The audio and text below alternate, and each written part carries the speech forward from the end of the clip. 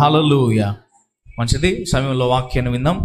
ప్రియులు దైవజనులు పశువేమల, అలాగే కొత్త ఊరిలో పరిచయం చేసినటువంటి దైవజనులు జాషువా గారు మన మధ్య ఉన్నారు. ఈ రాత్రి వారు దేవుని వాక్యాన్ని అందిస్తారు. చప్పలు కొడుతూ దైవజనుల్ని ప్రేమతో మనం ఆహ్వానిద్దాం. చప్పలు కొడదాం, వారిని ఆహ్వానిద్దాం.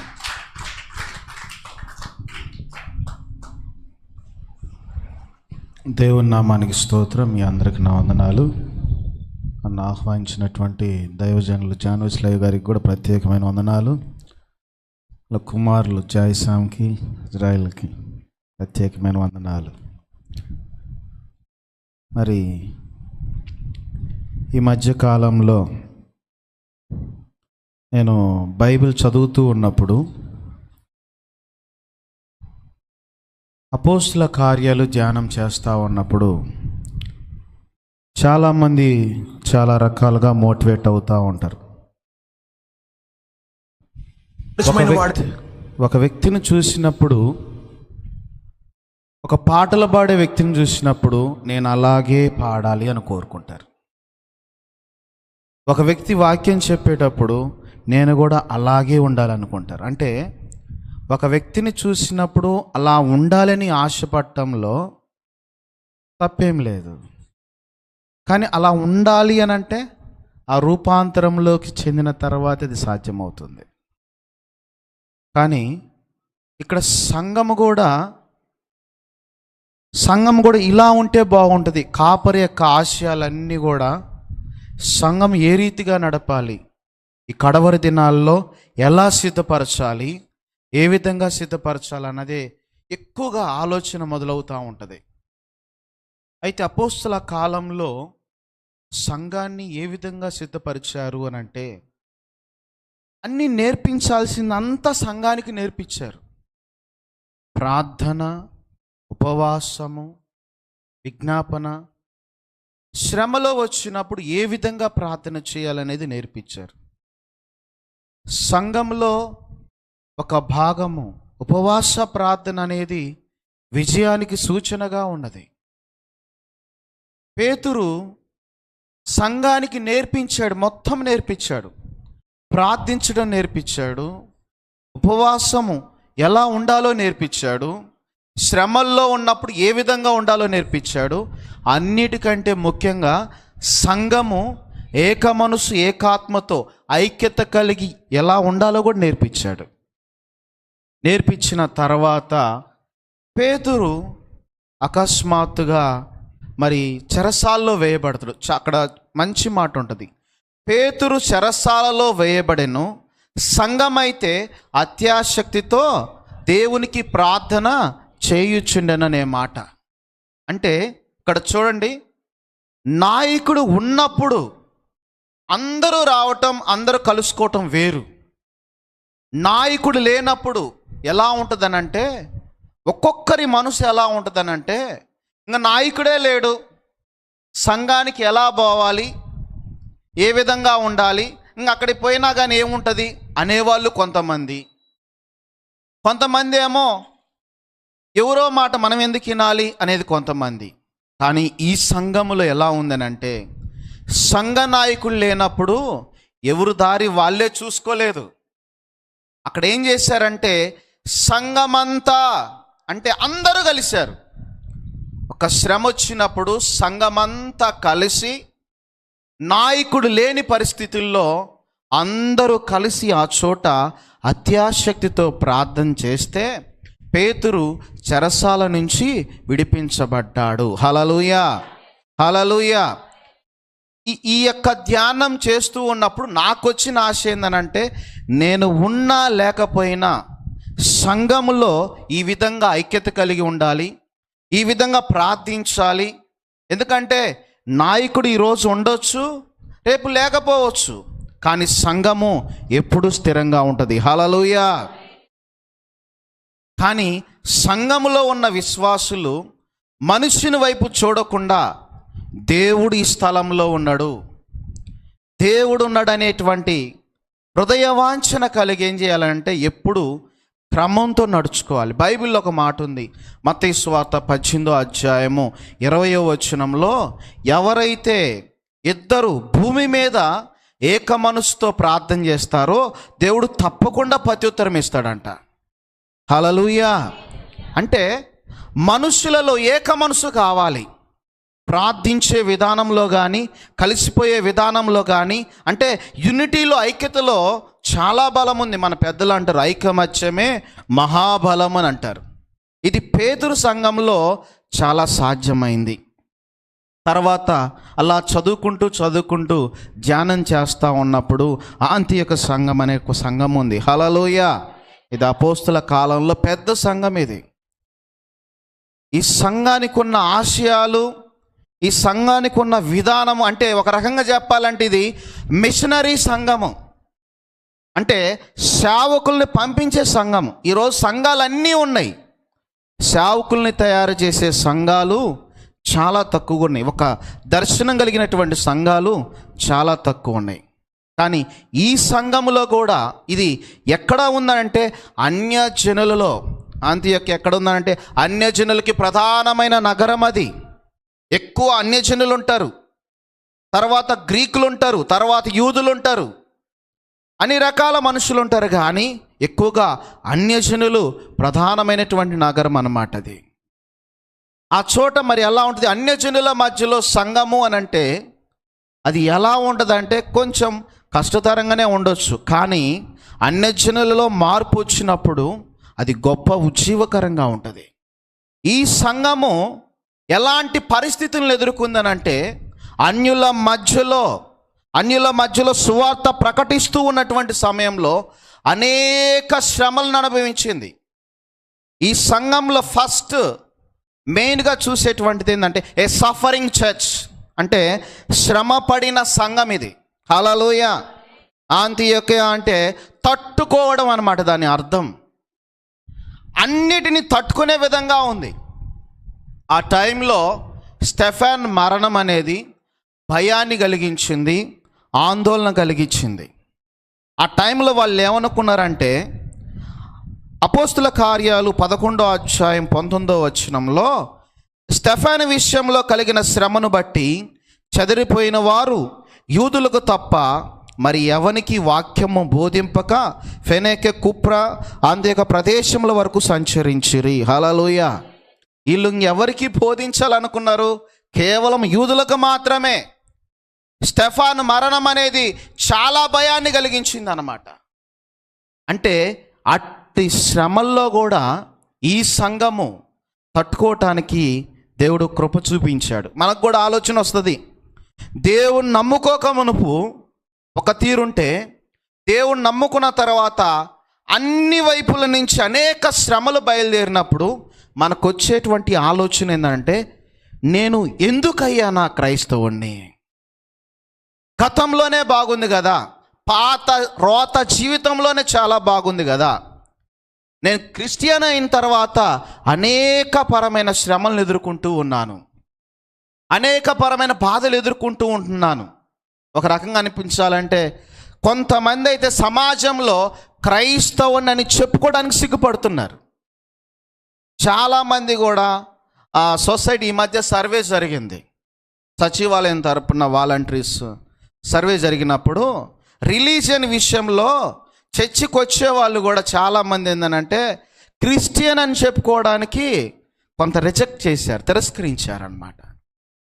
అయితే బైబిల్లో ఒక మాట ఉంది, 1 పేతురు 4వ అధ్యాయము 16వ వచనంలో ఎవడైనా క్రైస్తవుడైనందుకు బాధపడాల్సిన అవసరం లేదు. ఒకసారి చదవండి, 1 పేతురు 4వ అధ్యాయము 16వ వచనం.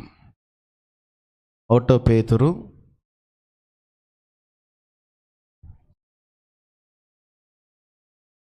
ఎవడైనాను క్రైస్తవుడైనందుకు బాధ అనుభవించిన ఎడల అతడు సిగ్గుపడక ఆ పేరును బట్టే మహిమపరచవలెను. హల్లెలూయా, హల్లెలూయా. కానీ ఈ సంఘము కూడా ఎదుర్కొనేటువంటి శ్రమలను బట్టి, బాధలను బట్టి అయ్యో ఎందుకు ఇటువంటి పరిస్థితుల్లో ఉన్నాం అంటే తట్టుకోలేనటువంటి శ్రమలు, బాధ, భరించలేనటువంటి శ్రమలు వచ్చినప్పుడు కొన్నిసార్లు అనుకోవచ్చు మనం కూడా. కానీ ఈ సంఘం అయితే పేరుకు తగ్గట్టుగా అన్నిటినీ తట్టుకుంది, అన్నిటినీ భరించింది. ఈరోజు కూడా క్రైస్తవుడైనందుకు నువ్వు శ్రమలు అనుభవించాలి. పౌలు 40 రకాల శ్రమలను అనుభవించాడు. ప్రతిసారి ప్రతి శ్రమను ఎదుర్కొనేటప్పుడు శ్రమయే ధన్యతగా భావించాడు. హల్లెలూయా. అందుకని ఏమంటాడో తెలుసా? నేను శోధించబడిన మీదట సువర్ణముగా మారేదను. సామెతలు 24వ అధ్యాయం 10వ వచనంలో శ్రమ దినమున నేను కృంగితే చేతగాని వాడి నగుదును. హల్లెలూయా. ఎటువంటి శ్రమలనైనా ఎదిరించగలిగినటువంటి సామర్థ్యం మన దేవుడు అనుభవించాడు. ఇదిగో ప్రభువా, ఆ రూపాంతరంలోకి నన్ను మార్చుకో ప్రభువా. నీ కొరకు ఏ శ్రమనైనా ఎదుర్కొంటాను, ఏ సమస్యనైనా ఎదుర్కొంటాను అని దేవుని సన్నిధానంలో నిలబడి ఈ లోకంలో క్రైస్తవుడైనందుకు సిగ్గుపడాల్సిన అవసరం లేదు. క్రైస్తవుడైనందుకు ఆయన నామాన్ని బట్టి మహిమ కలుగునుగాక. హల్లెలూయా.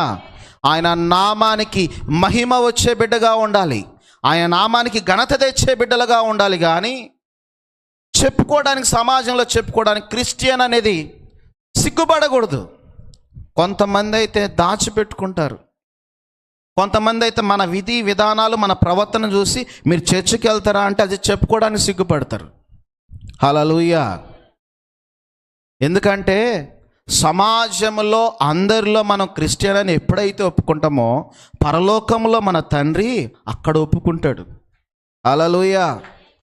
అయితే ఈ సంఘములో రకరకాలుగా భూలోకంలో ఎంతోమంది దైవజనులు, ఎంతోమంది దేవుని బిడ్డలు, ఇప్పుడు నార్త్ ఇండియా సైడ్ మనం చూస్తూ ఉంటున్నాం. ఎంత భయంకరంగా శిక్షించబడుతూ ఉన్నారు. ఎంతోమంది చనిపోతూ ఉన్నారు.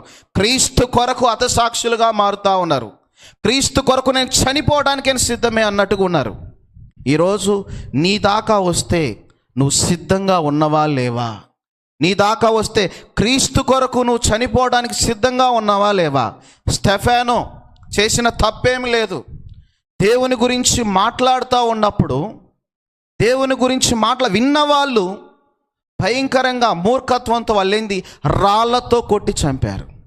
రాళ్లతో కొట్టినటువంటి సమయంలో రక్తము కారుతూ ఉన్నప్పుడు కూడా స్టెఫెన్ చేసినటువంటి ప్రార్థన ఏంటంటే, ఈ శిక్ష వారి మీదకి మోపకు తండ్రి. హల్లెలూయా. మనకేం చేస్తామంటే కొన్ని పరిస్థితుల్లో ఎదురవునటువంటి శ్రమలను బట్టి మన నోటికి అనాలోచన మాటలు వస్తాయి, ఈ బాధలు, ఈ సమస్యలను బట్టి. కానీ పౌలు 40 రకాల శ్రమలను అనుభవించేటప్పుడు ఏం మాట్లాడలేదు. శ్రమయే ఒక ధన్యతగా భావించాడు.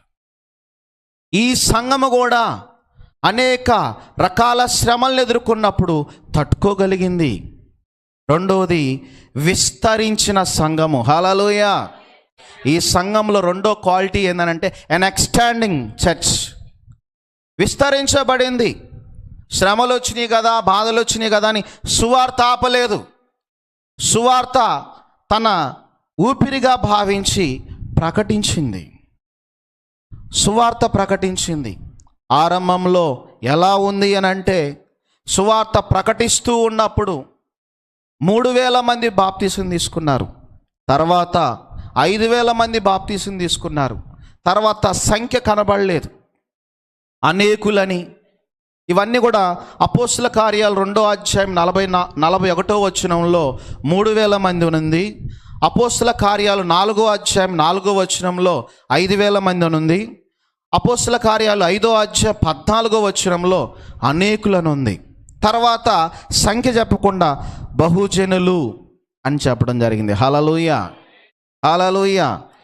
మన సంఘంలో కూడా ఎన్ని సమస్యలు వచ్చినా కానీ మన జనసంఖ్య మాత్రము తగ్గకూడదు. హల్లెలూయా.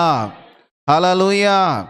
శ్రమలు వచ్చినప్పుడు వెనక్కి వెళ్ళే వాళ్ళు ఉంటారు. కానీ ఈ సంఘము సెకండ్ క్వాలిటీ ఏంటంటే, విస్తరణలో ఎన్ని శ్రమలు వచ్చినా, ఎన్ని బాధలు వచ్చినా కానీ వాళ్ళు వాక్యాన్ని ప్రకటించకుండా మానలేదు. వాక్యాన్ని ప్రకటిస్తూనే ఉన్నారు. అంతేకాదు సంఘము అంచెలంచెలుగా విస్తరించబడినటువంటి సంఘముగా ఉంది. హల్లెలూయా. మరి బహు ప్రయాసపడింది సంఘములో ఆత్మల రక్షణ విషయంలో. ఒక కాపరే కాదు, విశ్వాసులు కూడా చాలా బాధ్యత వహించాలి. సువార్త ప్రకటించుట విషయంలో, ప్రార్థించుట విషయంలో ప్రతి విశ్వాసికి ఒక బాధ్యత ఉంది. ఈరోజు రక్షించబడిన నీవు, దేవుడు నీ దాకా ఉచితంగా ఆ రక్షణ అందించాడంటే నిన్ను నమ్మాడు దేవుడు. ఎందుకో తెలుసా? నీ కుటుంబం కొరకు బాధ్యత వహిస్తావని, నీ వంశము కొరకు బాధ్యత వహిస్తావని, నీ కుటుంబం పట్ల, నీ వంశం పట్ల, నీ గ్రామం పట్ల నువ్వు బాధ్యత కలిగి ప్రార్థిస్తావని. ఈరోజు ఎలా ఉందో తెలుసా? నేను రక్షించబడితే చాలు, నేను పరలోకానికి వెళ్తే చాలు అనే విధి విధానాలలో ఉన్నారు. కానీ ఈ సంఘం అయితే ఎలా ఉందో తెలుసా? అలా కాదు. నా ద్వారా సంఘానికి అనేకులు నడిపించబడాలి. హల్లెలూయా, హల్లెలూయా, హల్లెలూయా. ఈ రకంగా విస్తరించడానికి కారణం ఏందనంటే విశ్వాసుల బాధ్యత, అంతేకాదు సంఘ ప్రార్థన ఉన్నది.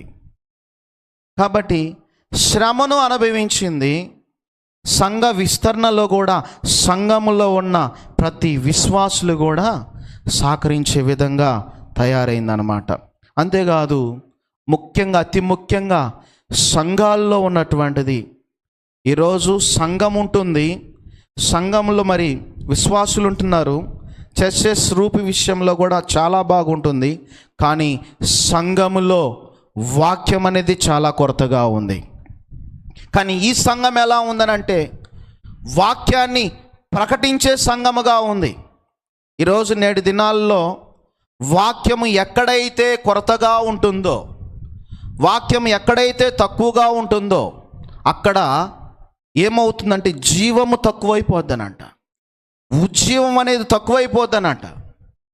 కానీ ఈ సంఘము అన్ని విషయాల్లో, శ్రమపడిన విషయంలో అలాగే ఉంది, అంతేకాదు విస్తరణ విషయంలో స్పెషల్ కేర్ కలిగి ఉంది, అంతేకాదు వాక్యాన్ని ప్రకటించే విషయంలో కూడా వాక్యాన్ని ఉన్నది ఉన్నట్లుగా, వాక్యము రెండంచుల గల ఖడ్గము, అదేవిధంగా వాక్యాన్ని ఉన్నదున్నట్టుగా ప్రకటించింది. ఈ రోజుల్లో మనం చూస్తూ ఉన్నాం, వాక్యాన్ని చాలా కనుమరుగైపోతూ ఉంది. మరి అపోస్తుల కాలంలో 1 సంవత్సరం పాటు పౌలు, బర్నబా వీళ్ళిద్దరు కలిసి వాక్యాన్ని ప్రకటించారు. చదువుకుందాం. అపోస్తుల కార్యములు 11వ అధ్యాయము 26వ వచనం చదువుకుందాం. అపోస్తుల కార్యములు 11వ అధ్యాయం 20.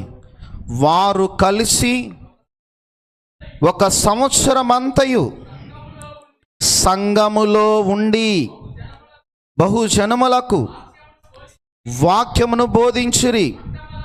మొట్టమొదట అంతియోకులో శిష్యులు క్రైస్తవులనబడిరి. హల్లెలూయా. ఎప్పుడైతే వాక్యాన్ని ప్రకటిస్తూ ఉన్నటువంటి సమయంలో వాళ్ళు వాక్యాన్ని అంగీకరించారు. ఇక్కడ దీని విషయంలో ప్రత్యేకమైనటువంటి శ్రద్ధ, ప్రత్యేకమైనటువంటి బాధ్యత పౌలు, బర్నబా తీసుకొని 1 సంవత్సరం అంతా వాక్యాన్ని బోధిస్తే అంతియోకులో మొట్టమొదటంట అక్కడున్న శిష్యులు అందరూ కూడా క్రైస్తవులు అనబడ్డారంట. హల్లెలూయా.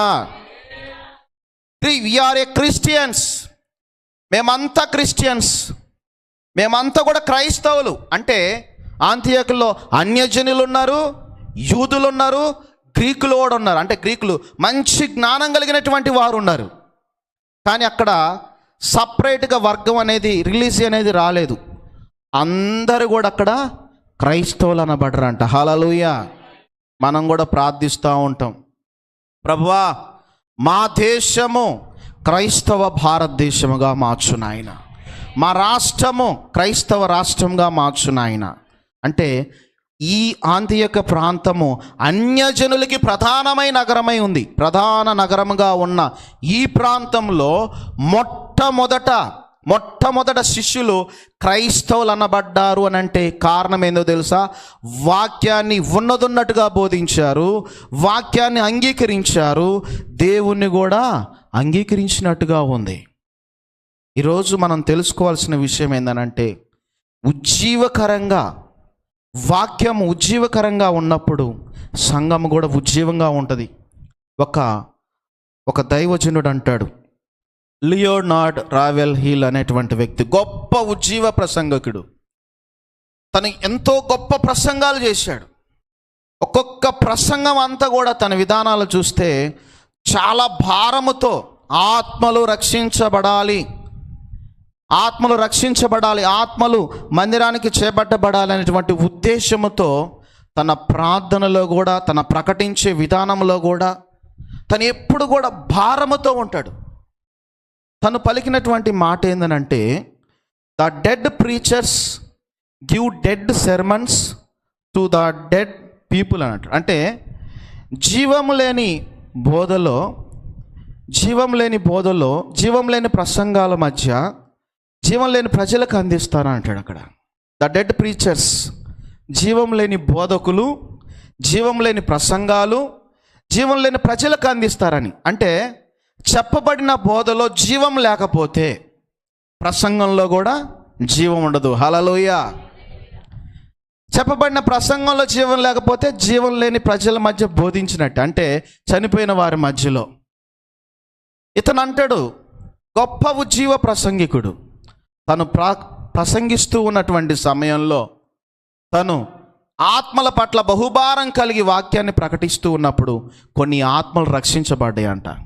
అదేవిధంగా మన అపోస్తుల కార్యాల్లో చూసినప్పుడు పేతురు కూడా దేవుని గురించి చెప్తాడు. పునరుద్ధానం గురించి, తను చేసిన విధానాల గురించి చెప్పినప్పుడు, వాక్యాన్ని ప్రకటిస్తూ ఉన్నప్పుడు వారి హృదయంలో నొచ్చుకొని, అయ్యలారా మేమేమి చేయాలంటే, మరి యేసుక్రీస్తు నామమున బాప్తిసం పొందుడి, అప్పుడు మీకు పరిశుద్ధాత్మను వరమును పొందుకుంటారు. ఆ క్షణమే పేతురు ప్రసంగములో శక్తి ఉంది, తన నోటిలో శక్తి ఉంది, తను దేవుడు వాక్శక్తిని అందించాడు.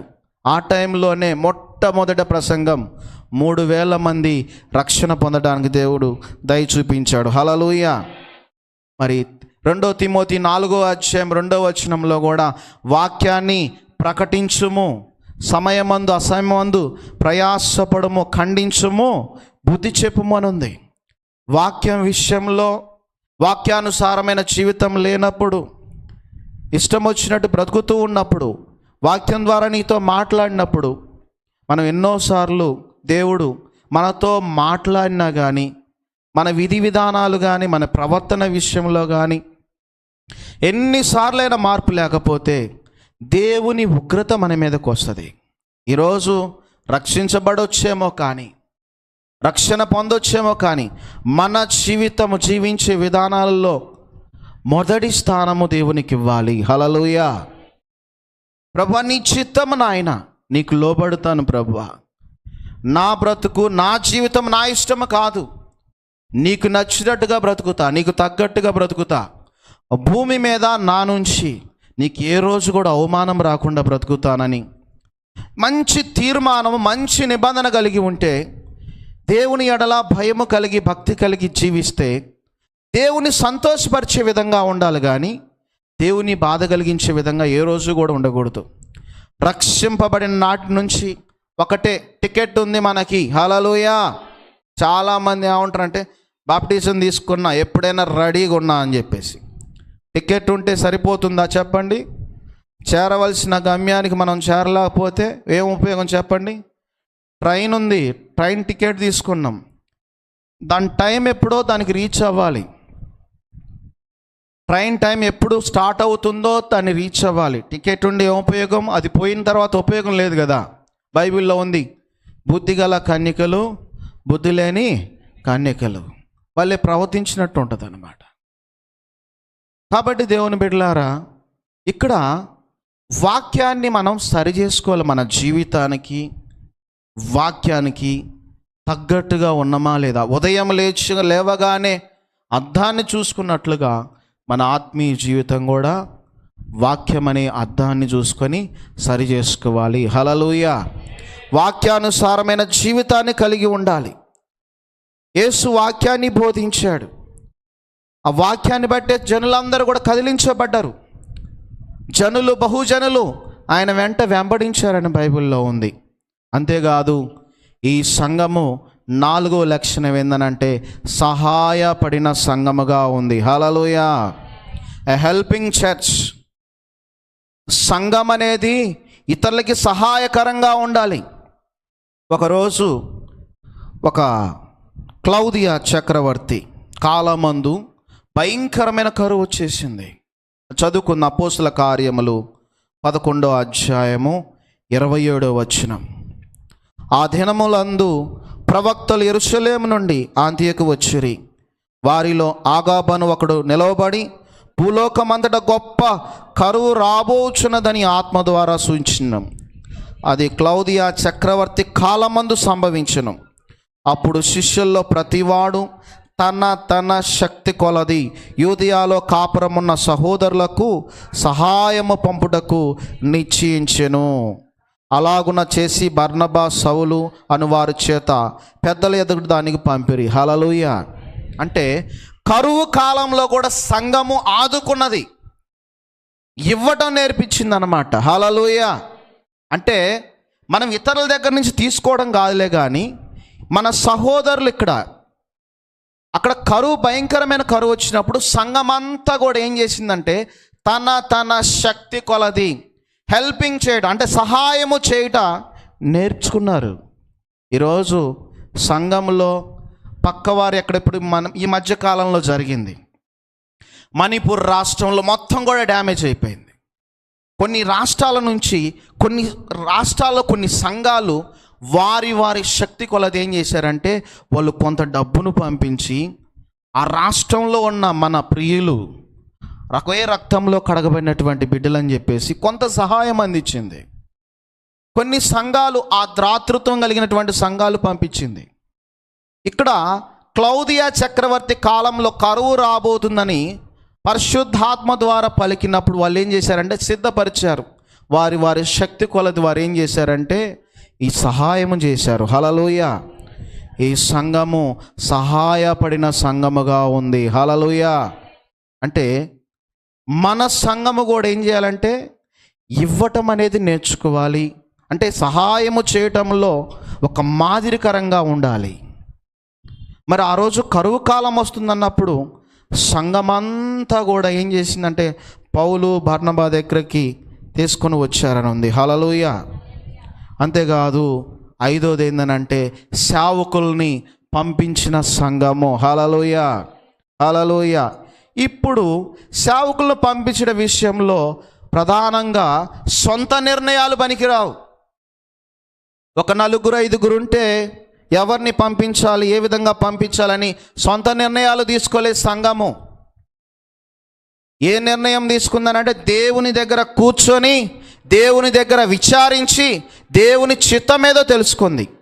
అపోస్తుల కార్యములు 13వ అధ్యాయం 2వ వచనంలో వారు ప్రభువును సేవించుచు ఉపవాసము చేయుచుండగా. హల్లెలూయా. అంటే దేవుని చిత్తము, దేవుని ఉద్దేశము తెలుసుకోవటానికి వాళ్ళు ఏం చేశారంటే ఉపవాసం ఉన్నట్టుగా ఉంది. అంటే అక్కడ ఎంతోమంది ఉన్నారు, ప్రవక్తలు ఉన్నారు, బోధించే వాళ్ళు ఉన్నారు. వాళ్ళందరూ ఉన్నప్పటికీ కూడా ఇక్కడ దేవుని చిత్తం తెలుసుకుంటున్నారు. ఎవరు వెళ్ళాలి, ఎవరిని సిద్ధపరచాలి అని ఉపవాసం ఉండి ప్రార్థన చేస్తూ ఉన్నప్పుడు పరిశుద్ధాత్మ దేవుడు పౌలు, చదవండి 2వ వచనం చదవండి. వారు ప్రభువును సేవించుచు ఉపవాసము చేయుచుండగా పరిశుద్ధాత్మ నేను బర్నబాను, పౌలును పిలిచిన పని కొరకు వారిని ప్రత్యేకపరచుడని వారితో చెప్పాను. హల్లెలూయా. అంటే ఉపవాసం ఎందుకు ఉండాలి? ఉపవాసం దేని కొరకు ఉండాలంటే దేవుని చిత్తము కొరకు. హల్లెలూయా. నువ్వు ఏది చేయాలన్నా దేవుని చిత్తము, దేవుని యొక్క ఇష్టము అడిగి తెలుసుకోవాలి. ఇక్కడ సొంత నిర్ణయాలు తీసుకోలేదు అపోస్తలు. ఎవరిని పంపించాలి ప్రభువా అని అంటే అక్కడ పౌలును బర్నబాని సిద్ధపరిచాడు. అయితే ఇది ప్రథమ మిషనరీ జట్టు పంపినటువంటి ఆంతియొక సంఘం అన్నమాట. అంటే మిషనరీలు పంపించిన సంఘం ఇది. అంతేకాదు వారిని పంపించడమే కాదు, వారి కొరకు ప్రత్యేకమైనటువంటి ప్రార్థనలు చేశారు. అంతేకాదు ఈ సంఘము సేవా దర్శనం కలిగినటువంటి సంఘము. హల్లెలూయా, హల్లెలూయా. అంటే ఈ విషయాన్ని ముఖ్యంగా మిషనరీస్ తయారు చేయడానికి ముఖ్యంగా దేవుని చిత్తాన్ని తెలుసుకున్నారు. దానికి ముఖ్యంగా ఫాస్టింగ్ ప్రేయర్స్ అనేది స్టార్ట్ చేసిన తర్వాత దేవుడి యొక్క తీర్మానం ఏదో, దేవుని యొక్క ఇష్టమేదో తెలుసుకున్నారు. హల్లెలూయా. కాబట్టి బైబిల్ లేఖనాల్లో ఒక మాట ఉంటుంది, సంఘానికి ఒక విజన్ ఉండాలి. ఆ విజన్ లేకపోతే కొంత కష్టతరంగా ఉండదు. సామెతలు 29వ అధ్యాయము 18వ వచనం చదువుకుందాం. చివరగా సామెతలు 29వ అధ్యాయము 18వ వచనం. సామెతలు 29వ అధ్యాయము 18వ వచనం. దేవోక్తి లేని ఎడల జనులు చాలు. ఇక్కడ దేవోక్తి అనంటే ఇక్కడ దర్శనముగా భావించవచ్చు. హల్లెలూయా. ఇక్కడ 29వ అధ్యాయం 18వ వచనంలో దేవోక్తి అంటే దర్శనము లేకపోతే జనులు కట్టుకోలేక తిరుగుదురు. ఒక సంఘాన్ని స్థాపించాలన్నా, ఒక సేవకుని తయారు చేయాలన్నా అది ఒక విజన్. చైనాలోనంట ప్రతి 2 నెలలకి ఒక 15 మంది సేవకులను తయారు చేసేవాడంట ఒక సేవకుడు.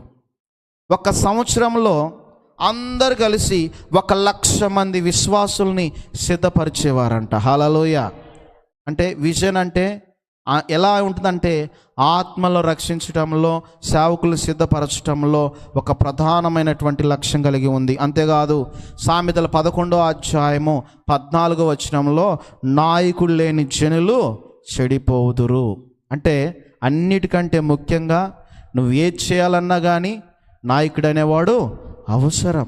అంటే ఈ సంఘములో ఈ 5 లక్షణాలతో ముందుకెళ్ళిపోయింది. అంటే ఏది తక్కువ కాకుండా అన్నీ కూడా క్రమానుసారంగా శ్రమపడుటలో కానీ, అంతేకాదు విస్తరించడంలో కానీ, వాక్యాన్ని ప్రకటించడంలో కానీ, సహాయపడటంలో కానీ, మిషనరీస్ తయారు చేయడంలో కానీ అన్నీ కూడా ఎక్కడ కూడా తప్పిపోకుండా క్రమంగా పాటించింది. కాబట్టి ఇది ఒక పెద్ద సంఘముగా ఉంది. హల్లెలూయా.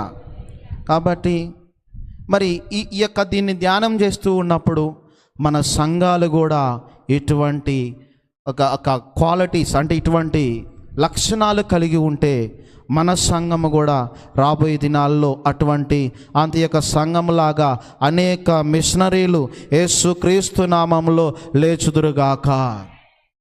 మన సంఘాలు అనేక సంఘాలకి సహాయపడే సంఘముగా ఉండునుగాక. కాబట్టి వింటున్న ప్రతి ఒక్కరిలో కూడా నామకార్థమైన జీవితం నుంచి విడిపించబడి మరి వాక్యానుసారమైన జీవితాన్ని కలిగి ఉండి దేవుని బాధ కలిగించకుండా దేవుని సంతోషపరిచే సంఘముగా, సంతోషపరిచే బిడ్డగా ఉంటే అది దేవుడు మన పట్ల ఎంతో సంతోషపడతాడు. దేవుడు ఈ వాక్యాన్ని దీవించునుగాక. ఆమేన్. అవకాశం ఇచ్చిన దైవజనులకు ప్రత్యేకమైన వందనాలు తెలియజేస్తున్నాను.